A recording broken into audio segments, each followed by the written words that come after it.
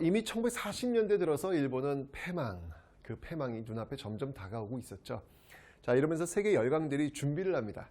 마치 1차 세계대전이 끝났을 때 파리 강화회의에 모여가지고 전후 질서를 논의하듯이 이제 이 2차 세계대전이 끝나가니까 이제 그 전후 질서에 대해서 이야기를 하는 거예요. 자, 그러면서 열렸던 그 대표적인 회의가 뭐였냐면요. 카얄포라는 게 있습니다. 먼저 카이로 회담. 에집트 이 카이로에서 회담이 열렸는데 놀랍게도 여기에서 우리의 독립이 약속이 됩니다. 우리의 독립이 약속이 됩니다. 왜 광복도 되기 전에 이 카이로 이집트 회담에서 미국, 영국, 중국 수뇌부가 모인 이 회의에서 정말 놀랍게도 여러분들 그 당시에 식민지도 많았거든요. 그 어떤 식민지도 아닌 우리나라 이름만, 코리아만 독립이 약속됩니다. 그 중요한 국제회의에서 우리나라만 한국만 아주 특수한 조항으로 들어가 있어요. 여러분들 이게 뭘 의미하는 거냐면 싸웠기 때문에 그런 거예요. 싸웠기 때문에 우리가 있음을, 우리가 존재하고 있음을, 우리가 살아있음을 끊임없이 이 세계에 알렸기 때문에 그 많은 청춘들이, 그 많은 사람들이 자신의 재산과 자신의 모든 것을 내놓으면서 싸웠기 때문에 코리아라고 하는 존재를 알고 있었던 것이죠. 그래서 유일하게 정말 이 카이로 회담에서 유일하게 우리나라만 독립 약속이 명문화됩니다. 이런 결과를 좀 아시고 여러분들이 그런 질문을 좀 하셔야 되지 않을까라는 생각이 드네요. 좋습니다. 이 카이로에서 독립이 약속됐고요. 그 다음에 이제 이게 43년도고 45년도에 이제 얄타 회담이 또 열려요. 이 얄타 회담에서는 이 2차 세계 대전에서 이 소련이 참전하기로 결정이 내려졌던 그런 회의들이 이루어지고 있습니다. 그런 배경들이 지금 여기 지금 들어가고 있다는 이야기죠. 바로 이런 어떤 그 영향들 속에서 이제 1945년 광복은 맞이하게 되는 것입니다. 그러면 이렇게 외국인들이 있다면 그 내국인들, 우리 국민들, 해외에서 어떤 활동을 하고 있었을까? 이건 이제 배웠어요, 여러분들. 조선 건국, 여러분들 조선 건국 동맹 배웠죠? 조선 건국 동맹이라는 조직이 있더라. 이 조직은 누구에 의해서 운영되고 있었죠? 네, 맞습니다. 바로 여운형. 저번 시간에 배웠던 내용들을 지금 다시 한번 복습을 하고 있는 겁니다. 국내에 있었던 조직이었죠. 그 다음에 이제 그 충칭에 있었던 조직이 있습니다. 네, 바로 대한민국 임시정부가 있겠습니다. 대한민국 임시정부가 있겠습니다. 그죠? 자, 이 대한민국 임시정부는 뭐 김구에 의해서 운영되고 있는 어떤 그런 모습들. 자, 이렇게 활동하고 있는 과정에서 우리가 드디어 광복이 됐습니다. 1945년 광복. 그러나 이 1945년 광복은 무엇과 함께 왔냐면 바로 분단과 함께 오게 됩니다. 이게 비극이죠. 우리의 광복이 이 분단과 함께 오게 되었다는 이 비극. 보세요, 여러분들. 이 모습이 지금까지 이어지고 있잖아요. 첫 번째 단추가 잘못 끼워지니까 아직까지도 그 매듭을 못 짓고 있는 겁니다. 얼마나 아파요.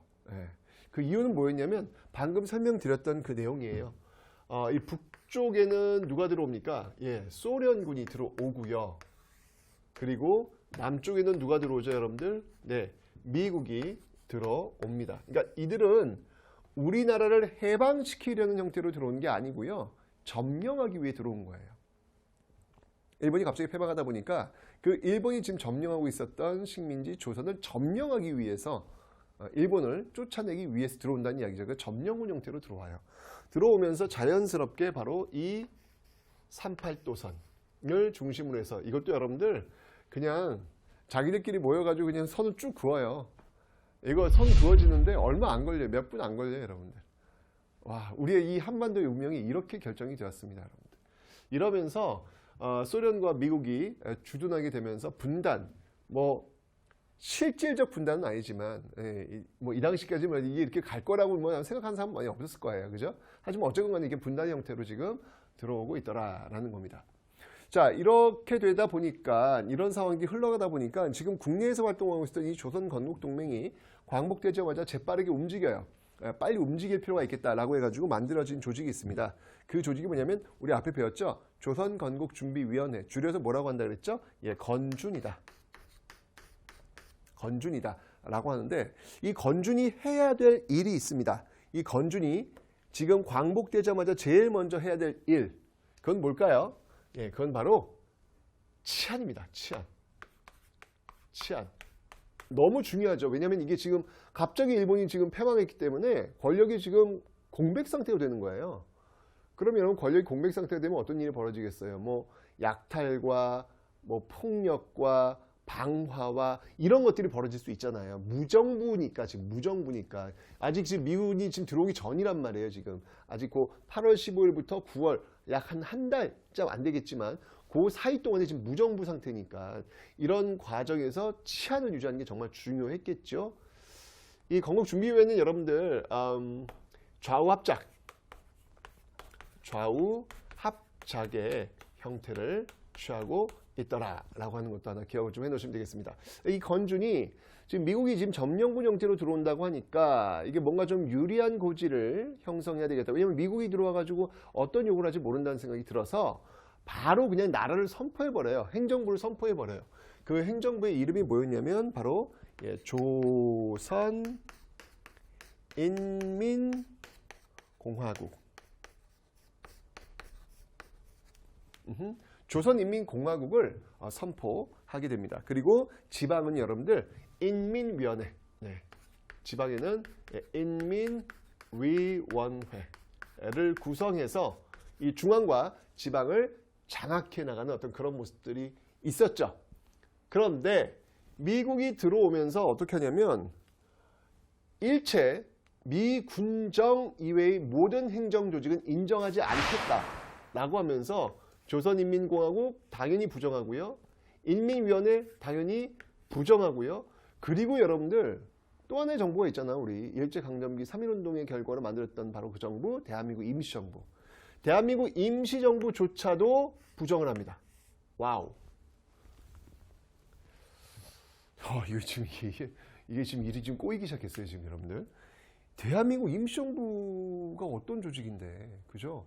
일제강점기 동안 그 8년여 그 대장정을 거치면서 충칭까지 와서 정말 그 한국 광복군을 만들고 우리나라에 그 들어오기 위해서 노력했던 그런 정부인데 그 정부마저도 지금 인정되고 있지 않는 거예요. 그래서 여러분들 백범 김구가 우리나라에 못 들어와요.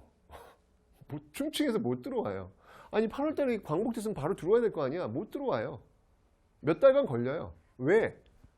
미군정에서 대한민국 임시정부 주석 김구는 못 들어온다는 거예요.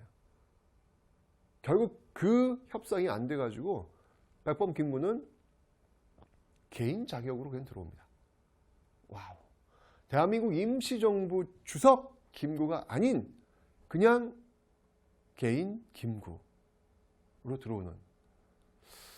이때부터 이게 지금 뭔가 이상하다, 느낌이 좀 안 좋다라고 하는 어떤 생각들을 아마 여러분들은 가지시게 될 겁니다. 어쨌건 바로 이게 미군정의 어떤 그런 모습들. 게다가 미군은요, 여러분들 일단 지금 이제 안정을 빨리 취해야 될 거 아니야. 그러니까 미군이 어떻게 했냐면 메가더 포고문을 통해 가지고 메가더가 당시 통치하고 있었으니까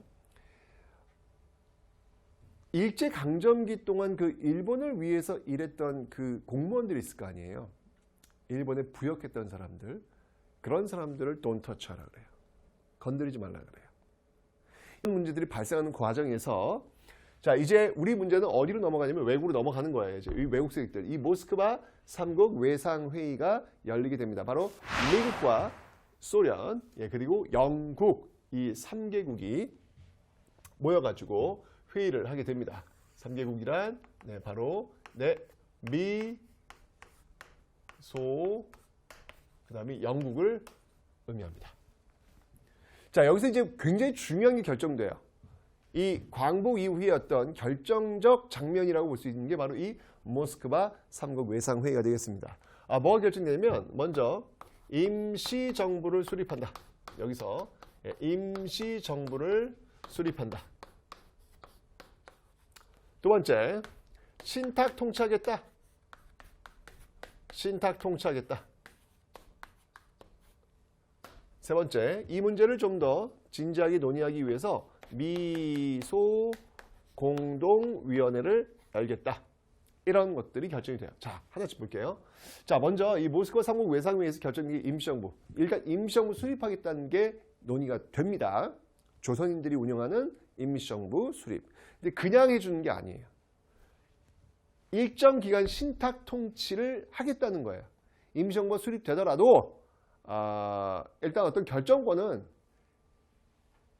이 신탁 통치 국가, 신탁을 하는 그런 나라들이 갖고 있겠다라는 겁니다. 이 신탁 통치 국가에는 이제 이 한 나라 더 추가됩니다. 바로 중국. 이렇게 추가되는 거예요. 이런 나라들에 의해서 우리가 통치되는 것이죠. 아직까지는. 자, 이러니까 근데 사실 맨 처음에 여러분 이 모스크바 3국 외상회의가 알려졌을 때는 이 사실밖에 안 알려졌어요. 신탁 통치밖에. 이러다 보니까 그러니까 이게 오보죠. 당시 그 동아일보의 오보라고 이야기를 하고 있는데 동아일보에서 이게 왜 오보였는지 이게 아마 의도적 오보인지는 정확히 모르겠어요. 어쨌든 오보입니다. 근데 이것만 나오니까 이거 누가 찬성하겠어요? 아니 지금 우리 광복되는데 신탁 통치 또 한다고? 그럼 이거 광복이야? 어디 이거 광복이야? 다른 나라가 우리가 통치한다는데 이게 말이 돼? 당연히 반대하겠죠. 그래서 그 당시에 좌우 모두 반대합니다. 그런데 이 좌익 세력들이 알아보니까 뭐야 모스크바 3국 외상회의에서 이것만 있는 게 아니었어. 임시정부 수립도 있는 거야. 임시정부가 수립되면 이 신탁 통치를 줄일 수 있을 것이다 라고 이 좌익은 판단한 거예요. 임시정부만 수립되면 일단 우리가 주도하면서 이 신탁 통치 기간을 줄일 수 있겠다 라는 생각이 들어서 이 좌익 진영은 여러분들 이 좌익 진영은 바로 이 임시정부 수립 여기에 방점을 찍고요. 여기에 방점을 찍고 이 좌익 진영은 어떤 입장을 가냐면 찬성의 입장. 그러니까 모스크바 3국 외상회의의 총체적 지지. 지지의 입장을 보이게 됩니다. 반면에 이 우익 세력은 여러분들 이 신탁 통치 여기에 집중해 가지고요.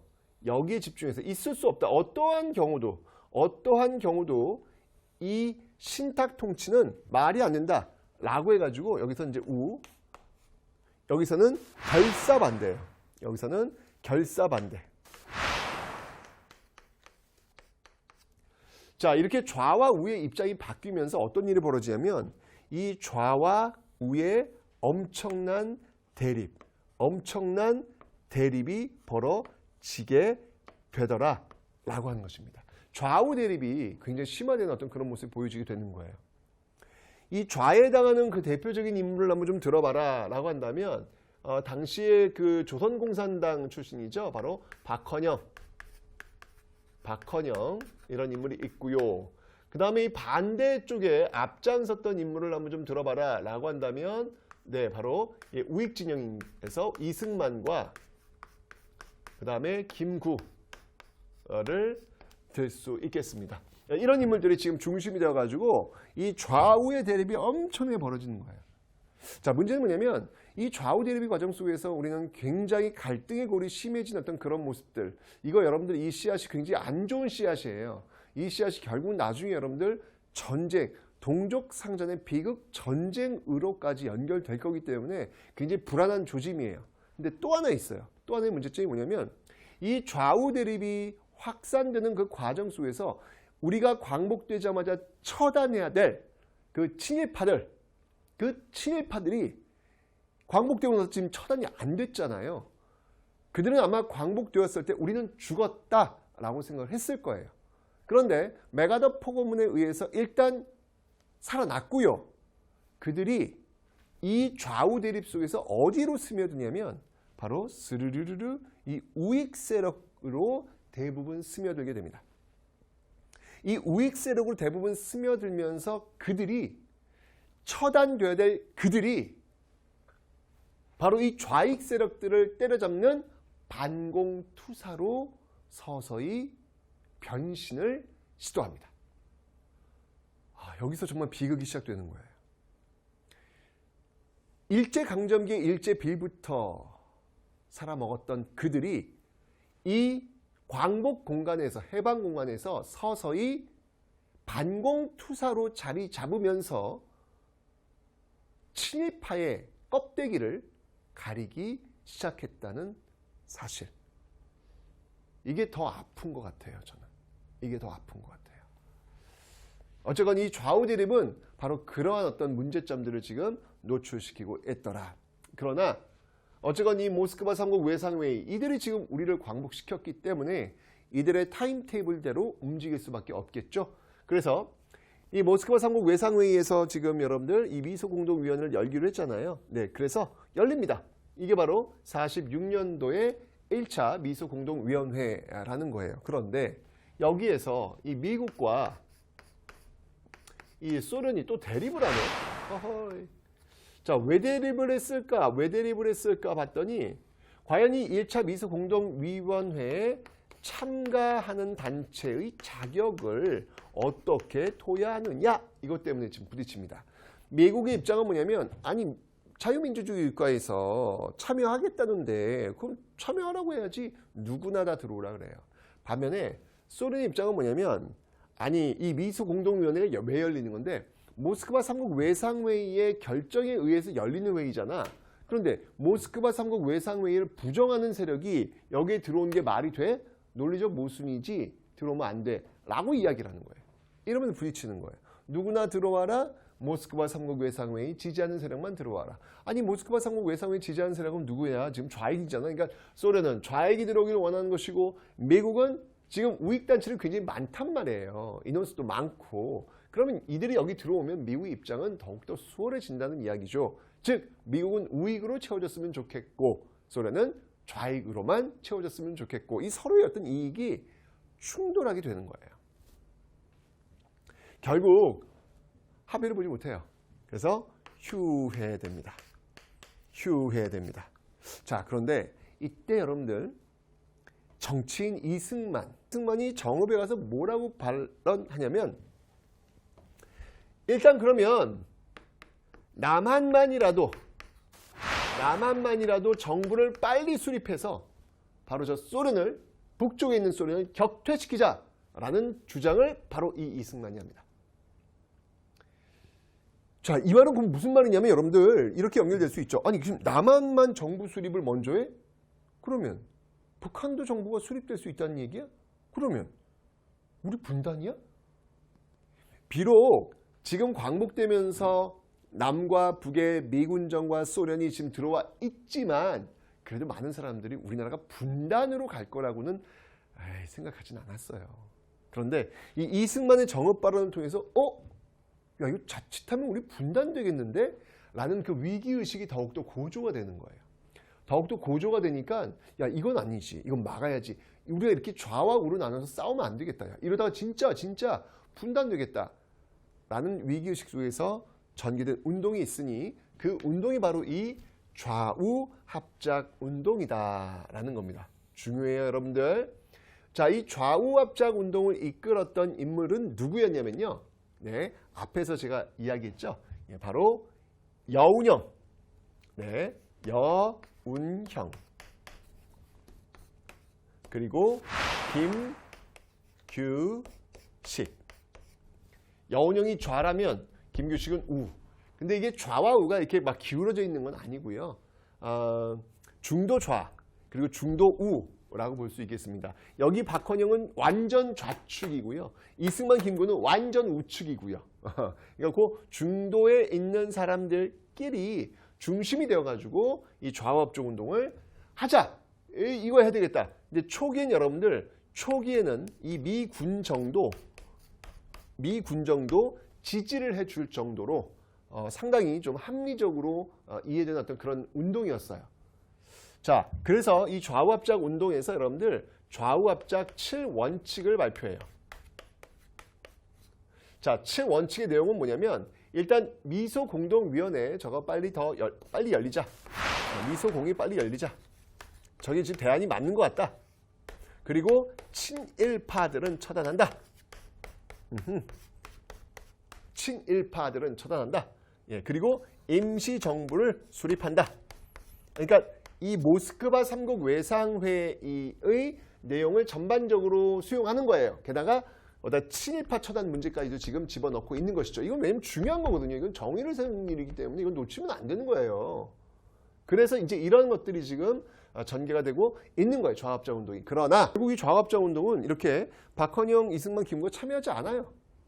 참여하지 않다 보니까 힘을 잃게 됩니다. 잃게 되면서 또 미군정도 지지를 철회하게 되면서 그리고 여운형까지 암살당하면서 결국 좌합자 운동은 실패로 돌아갑니다. 굉장히 중요한 기회를 지금 놓친 거예요.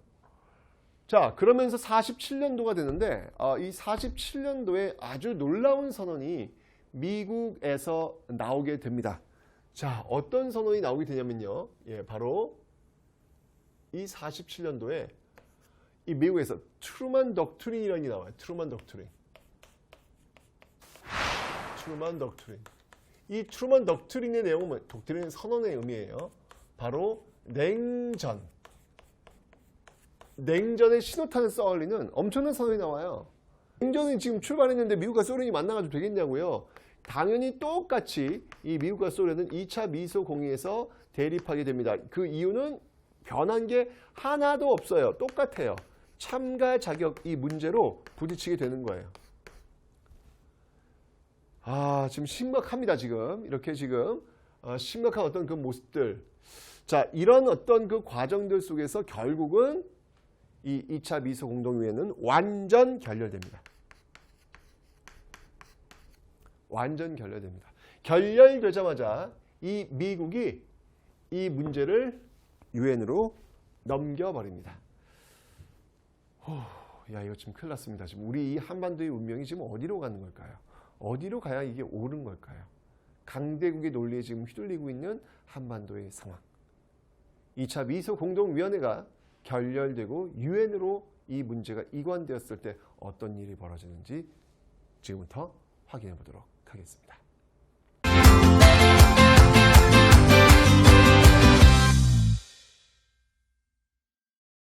자, 이 문제가 유엔으로 넘어갔는데 유엔에서 뭐라고 결정을 하냐면 그래? 그러면 이 문제를 이렇게 하지. 인구 비례. 이 인구 비례에 의해서 총선거를 하랍니다. 총선거. 인구 비례에 의한 총선거를 이 유엔 총회에서 하라고 권고를 하게 돼요. 자, 이러면서 이 문제를 해결하기 위해서 이제 유엔에서 한국 임시위원단, 한국 임시위원단이 파견이 됩니다. 자, 그런데 이 한국 임시위원단이 파견되었을 때 소련이 이를 거부해요. 이들을 들어오지 못하도록 합니다. 소련이 북측으로, 북측에. 자, 왜냐하면 소련 입장이 이거죠. 아니, 인구 비례에 의한 총선거? 누구 마음대로? 유엔은 여러분 당시 그 미국의 입김이 굉장히 강한 상태였거든요. 그런데 인구 비례에 의한 총선거라면 남측이 인구가 많아요? 북측이 인구가 많아요? 남측 인구가 많잖아. 그러면 이 땅 한반도에 세워질 정부는 남측 인원이 많으니까 그들이 주도하는 그런 나라 질서로 갈 수 있지 않을까라는 생각이 들면서 소련은 거부하는 거예요. 이건 페어하지 않다. 이렇게 얘기하는 것이죠. 결국 이 문제가 해결되지 못하고 다시 48년도 유엔 소총회로 이 문제가 다시 넘어옵니다. 그래서 여기서 다시 결정해요. 그러면 가능 지역만이라도 총선거를 실시하라. 가능 지역만이라도. 그 결과 열린 게 바로 이 50 총선거다라는 겁니다. 그 결과 열린 것이 바로 50 총선거다라는 거예요. 자, 그런데 이 50 총선, 이게 총선 여러분들 누굴 뽑는 거냐면 국회의원을 뽑는 거예요. 대선은 대통령을 뽑는 것이고요. 자, 총선 국회의원을 뽑는 건데 왜 국회의원을 먼저 뽑을까? 대통령도 안 뽑았는데 왜 국회의원을 먼저 뽑을까? 여러분들 나라가 운영되려면 법이 먼저 있어야 될 거 아니에요. 헌법. 그 헌법을 만들려면 누가 필요해? 국회의원들이 필요하잖아요. 입법부니까. 그죠? 그러니까 국회의원을 먼저 뽑고 그들에 의해서 헌법이 만들어지고 그 헌법에 의해서 대통령이 선출되고 뭐 이런 어떤 순서가 돼야 되거든요. 그래서 국회의원을 먼저 뽑는 이 50총선이 열리게 되는 겁니다. 여러분들 이 50총선은 말이죠. 우리나라 최초의 보통선거입니다. 우리나라 최초의 보통선거다라는 거. 와, 엄청난 민주주의가 훅 들어와 버린 거예요. 훅. 자, 그런데 문제는 뭐냐면 이 50총선을 열리게 되면 남한만의 정부가 수립되는 것이고 그것은 곧 남북의 분단으로 이어질 수밖에 없겠다. 그렇잖아요. 자, 이렇게 되면서 이 50총선을 격렬하게 반대하는 그런 세력들이 등장합니다. 이건 어떤 좌익들만 그런 게 아니에요. 우익들도 이 50총선을 반대합니다. 우리가 이러려고 몇십 년 동안 독립운동했냐 이런 것이죠. 그중에 대표적인 그 정치인이 바로 이 김구입니다. 김구. 네. 자, 첫 번째 이 김구의 읍고가 있어요. 읍고. 아주 유명한 명문이죠. 3천만 동포에게 읍고함. 나는 38선을 베고 쓰러질 지언정 이 남한만의 단독 정부 수립에는 참여하지 않겠다라고 선언한 거예요. 우리가 알고 있는 정말 존경에 맞지 않는 그런 어떤 정치인 김구의 모습이 우뚝 솟아오르게 되는 어떤 그 시점이 바로 이 김구의 3천만 동포에게 읍고함과 그의 실천이 아니었을까라는 생각이 들어요. 김구의 읍고뿐만 아니라 여러분들 이때 너무 또 가슴 아픈 사건이 벌어지죠. 바로 이 제주 4.3 사건. 제주 4.3 사건도 있습니다. 자, 이 제주 4.3 사건은 뭐냐면 여러분 당시 그 좌익 세력들이 50총선이 열리게 된다고 할 때 격렬하게 반대하거든요. 그 반대하는 좌익 세력들을 소탕하고 잡아들이기 위해서 경찰과 군인들이 투입됐는데 이 과정에서 민간인들까지 막 죽여버리는 거예요. 결국 대한민국 정부 대통령이 사과했고요. 지금은 특별법, 이들의 어떤 그 명예회복이라든지 보상을 해주기 위해서 이런 특별법, 이런 것들이 지금 제정이 되고 있습니다. 그런데 어쨌건 간에 여러분들 이 50총선은요, 이 제주도에서는 이런 제주 4.3 사건 때문에 일부 지역에서는요, 이 총선이 치러지지 않아요. 제주도 일부 지역에서는 치러지지 않고 있더라. 이게 바로 제주 4.3 사건이 되겠습니다. 그 다음에 여러분들 세 번째로는요, 이 김구, 백범 김구가 계속 움직입니다. 이렇게 읍고가 있을 뿐만, 3천만 동포에게 이야기했을 뿐만 아니라 직접 움직여요. 직접. 갑니다. 북한으로 갑니다. 이게 뭐냐면 바로 남북 협상이라는 거예요. 남북 협상. 자, 이 남북 협상은 여러분들 누가 갔냐면 백범 김구 그리고 김규식 1944년 대한민국 임시정부 개헌하면서 주석 김구, 부주석 김규식이었잖아요. 이제 그들이 다시 또 손을 잡고 북한으로 갑니다. 누구를 만나러? 김일성을 만나러. 당시 그 소련의 영향력 하에 거의 뭐 정부를 수립한 거나 마찬가지인 어떤 그런 단계로 지금 착착 밟고 있는 이 김일성을 만나러 가는 거예요. 그러면서 열렸던 어떤 그런 회의가 뭐냐면 남북이라는 단어가 들어가면 이건 무조건이야. 남북 여러 정당, 남북 제정당 사회단체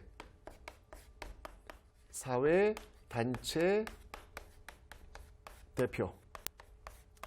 이들이 이렇게 모여서 회의를 하는 그런 모습들, 이런 모습들이 지금 나타나는 거예요. 어떻게든 정부 수립만 막자.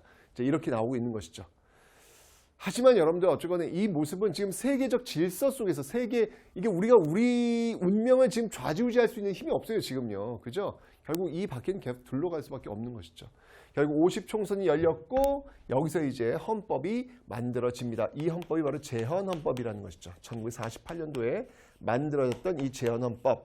이 제헌헌법의 내용, 여러분 헌법의 내용을 볼 때 항상 대통령제를 어떻게 뽑는지가 중요하거든요. 이걸 보시면 되는데 이 제헌헌법에서는 대통령을 어떻게 뽑냐면 간선제에 의해서, 간접선거에 의해서 뽑겠대요. 자, 간섭. 그러면 간접선거면 국민이 직접 안 뽑는다는 얘기잖아요. 그럼 누가 뽑는 거야? 바로 국회가 국회에 의해서 바로 이 대통령을 뽑는 이 모습으로 헌법이 만들어집니다. 바로 여기에 의해서 초대 대통령 이승만이 바로 이 국회에서 선출이 되었던 것이고, 그리고 이제 대한민국 정부가 드디어 수립이 되었던 것이죠. 자, 이 대한민국 정부가 해야 될 일이 있어요. 이제가 미뤄뒀던 무엇 해야 돼요, 여러분들? 친일파, 반민족 행위자들 처벌해야죠. 그래서 이 반민족 행위자를 처벌하기 위한 특별위원회가 만들어집니다. 국회에 만들어집니다. 그게 뭐냐면 바로 반민특위라는 거예요. 반민특위. 줄여서 반민특별위원회라는 얘기죠. 반민족 행위자 처벌 특별위원회인데, 이 반민족 행위자들을 처벌을 해야 되는데 이게 처벌을 못 해요. 이게 결국 이제 실패로 돌아갑니다, 여러분들. 이 반민특위는 결국 실패로 돌아갑니다. 왜 실패로 돌아갔냐면, 일단 이승만 정부가 협조를 안 해요. 이승만 정부가 협조를 안 합니다. 자, 왜 협조를 안 한지 그들의 입장은 뭐였냐면, 지금 남북이 지금 대치되어 가지고 지금 막 대립하고 있는 상황인데, 지금 우리 내부에서 지금 누구를 벌하고 누구를 이럴 때가 아니라는 거예요. 이거 나중에 하자는 거예요. 또 나중이야. 미군정 들어와서 또 나중에 했잖아, 지금. 그래서 정부 수립됐잖아. 그럼 해야지. 근데 또 나중이야. 왜? 북한하고 지금 우리가 싸워야 되는 입장이니까. 이렇게 얘기하는 겁니다. 그러면서 어떤 일이 벌어졌냐면, 국회 프락치 사건이라는 게 벌어져요. 국회 프락치 사건. 프락치는 뭐냐면 간첩이에요, 간첩. 이 간첩들이 지금 국회에 들어와 있다. 근데 그 간첩들을 보니까 이 바로 반민특위 위원들이야. 이건 공작이지, 공작. 냄새가 지금 보여지고 있죠. 이걸 반민특위가 움직이지 못하도록 하기 위해서 이제 이런 모습을 보이고 있는 거지. 결국 공소시효를 축소해가지고요. 공소시효를 축소해가지고 이 반민족 행위자들을 처벌하지 못하도록 해놨습니다. 이건 반민특위를 결국은 해체를 시켰고요. 그 다음에 이제 또 해야 될 일이 뭐가 있었냐면 바로 이 농지개혁입니다. 농지개혁. 토지를 나눠줘야 되는 것이죠. 이건 제가 경제 파트 가면 한번 할 건데, 이거 농지개혁은 성공을 합니다. 이 대한민국 정부가 해야 될 일, 반민특위와 농지개혁, 이런 것들은 지금 다 국회에서 이제 입법을 해가지고 이 정부의 주도에 의해서 지금 움직이고 있는 어떤 그런 내용들이다라는 것이죠. 자, 어쨌건 이 대한민국 정부가 수립되었고요. 이 대한민국 정부가 수립되자마자 바로 이 북한에서도 바로 조선민주주의 인민공화국이 수립됩니다. 주의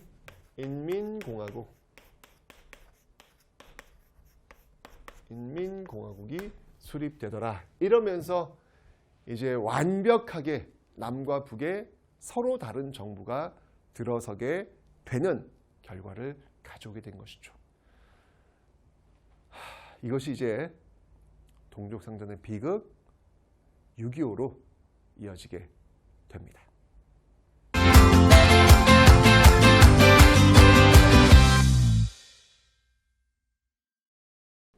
바로 이 북한의 남침으로 시작되었던 전쟁, 동족상전의 비극은 이렇게 시작이 됩니다.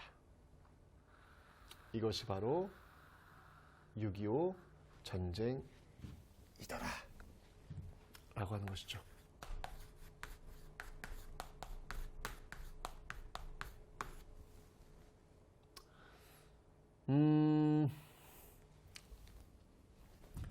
이 6.25 전쟁은 여러분들 북한에서는 뭐라고 하냐면 조국 해방 전쟁이라는 표현을 쓰고 있어요. 뭐냐면 여전히 이 남한 정부는 미국의 식민지다. 그래서 우리는 이 나라를 해방시키기 위해서 우리는 싸운 것이다. 라고 해서 전쟁을 일으켰다라고 이야기합니다. 자, 이 과정을 보면 여러분들 북한 같은 경우에는 지금 이 소련과 중국이 엄청난 지원을 해주고 있었습니다. 반면에 이 남한 같은 경우에는 당시 그 미국에서 애치슨 선언이라는 게 있었어요. 애치슨 선언. 이 애치슨 선언의 내용이 뭐냐면 애치슨 라인이라고 볼 수도 있는데 이 선언이 뭐냐면 그러니까 미국이 지켜야 될 그 극동 방위선을 자르는데 뭐야? 미국이 지켜야 되는 그 방위선에 우리나라 들어가질 않아요. 우리나라 빼고 일본 쪽으로 이렇게 가버렸어. 일본은 지키는데 우리는 빠져 있는 거야. 이렇게 38도선을 기준으로 해서 남쪽이 이렇게 들어와야 되는데 빠져버린 거예요. 이러니까 이제 이 김일성 같은 경우가 오판이 가능한 것이죠. 뭐야, 미국 버린 거 아니야? 미국 버렸네. 대한민국 버렸네. 그래? 그럼 이 기회에 해방을 시키러 할까? 뭐 이런 어떤 생각들을 할 수 있었다는 이야기죠. 결국 이제 이런 어떤 그 배경들 속에서 뭐 지원도 지금 빵빵하게 되어 있는 상황이니까 이 북한은 남침을 강행했던 것입니다. 자, 이게 이 과정을 보면 여러분들 뭐 전격적이에요. 이 뭐 소련 탱크 앞세워가지고 막 밀고 내려오니까 당해낼 수가 없는 거예요. 그래서 어디까지 밀고 내려가냐면 이 낙동강 방어선, 낙동강까지 밀고 내려가는 그런 모습도 이제 곧 조만간 적화 통일되겠구나. 뭐 이런 어떤 그 생각이 될 정도로 이렇게 되면서 수도는 여러분 어디로? 예. 수도는 부산, 임시 수도는 부산으로 이동을 하게 되었던 것입니다. 자, 그리고 나서 정말 이거 큰일 났다라고 했는데 이걸 반전시킨 사건이 하나 있었죠. 그 반전이 뭐냐면 바로 인천 상륙 작전. 이건 정말 완전 반전이었습니다. 과정 속에서 인천 상륙 작전 성공을 합니다. 그리고 이제 북으로 쭉 올라가요. 올라가면서 이제 통일이 되나 보다 라는 생각이 들었는데 여기 이제 중국이 개입하는 거예요. 이 중국군 개입은 6.25 전쟁을 나누는데 굉장히 중요한 분기점이 돼요. 예, 그래서 여러분들 잘 기억해 놓으셔야 되겠습니다. 자, 중국군 개입하고 나서 다시 밀고 내려옵니다. 밀고 내려오니까 결국 우리가 철수를 합니다. 어디서 철수하냐면 대표적인 철수 흥남철수. 메라딕 빅토리오. 무기 버리고 민간인 실어가지고 남쪽으로 철수했던 그때가 크리스마스였어요, 여러분들. 그래서 우리는 이걸 크리스마스의 기적이라고 이야기를 하고 있죠. 밀고 내려오는데 결국은 우리 서울도 뺏겨요. 이걸 우리는 뭐라고 하냐면 일사후퇴다. 이걸 우리 뭐라고 하면 일사후퇴다라 그래. 일사후퇴. 네, 일사후퇴. 자, 이러면서 다시 또 올라가는 거예요. 올라가니까 이 소련 측에서 이렇게 있다가는 안 되겠다라고 해가지고 소련 측에서 휴전을 제의합니다. 휴전을 제의합니다. 자, 이러면서 그 휴전회담이 열리게 되는데, 이 휴전회담이 열리는 과정에서 여러분들, 이 이승만 정부가 격렬하게 저항합니다. 조금만 더 힘내면 될 텐데. 왜? 이러면서 여러분들 이 휴전회담에서 여러분 가장 핵심은 뭐냐면 포로 문제였어요. 포로 문제. 지금 자유송환 돼 자동송환. 이게 핵심이었습니다. 자유송환 대 자동송환. 이게 뭐냐면 미국은 뭐냐면 포로들의 의사를 존중하자. 가고 싶은 나라로 갈 수 있도록 하자라는 것이고 이 소리는 뭐냐면 그 원래 속해 있는 곳으로 그냥 돌려보내라는 거예요. 원래 속해 있는 곳, 원래 속해 있는 소속으로 돌려보내라는 거예요. 이러면서 첨예하게 부딪힙니다. 이게 오래 걸려요. 이게 빨리 돼야 되는데 이게 오래 걸리다 보니까 한 뼘의 땅이라도 더 되찾기 위해서 전투는 더욱더 격렬해지는 거예요. 뭐 백만고지 전투 뭐 이런 게 그래서 다 나오는 거예요. 이러면서 굉장히 많은 피해가 오고 있는 상황에서 큰 이슈가 하나 터집니다. 그게 뭐냐면 바로 반공포로 석방입니다.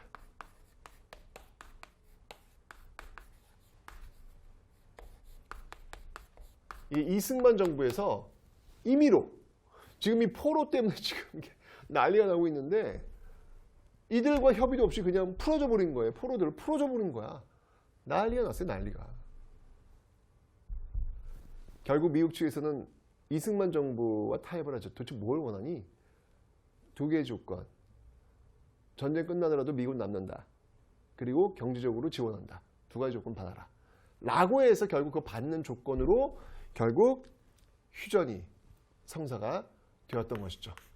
휴전. 1953년. 이러면서 비무장지대 바로 DMZ가 형성이 되었던 겁니다. DMZ, 원래 이 Militarized Zone이에요. 군사 지역인데 D는 뭐냐면 D가 붙으면 부정어거든요. 즉 무장하지 않은 그 지역, 그 군사 분계선을 기점으로 해서 위아래 몇 킬로씩 여기는 무장하지 않는다. 뭐 이런 것들을 지금 제정을 하고 있습니다. 그리고 나서 휴전하고 나서 한미 상호 방위 조약 약속대로 한미 상호 방위 조약을 체결하고 있더라. 라고 하는 사실을 여러분들이 좀 기억을 해 놓으시면 되겠습니다. 이러면서 전쟁이 끝난 거예요. 얼마나 아픕니까? 그죠?